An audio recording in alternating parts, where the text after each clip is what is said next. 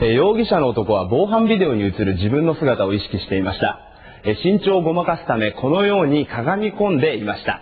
そして顔にはこのマスクをかぶっていました。たのは接骨院経営大竹茂容疑者で、ひげをかき込んだマスクをかぶっていたほか、背を低く見せようとしていたということです。大竹容疑者は近所の人に顔が知られているので、バレないようにマスクをかぶったと供述しているということです。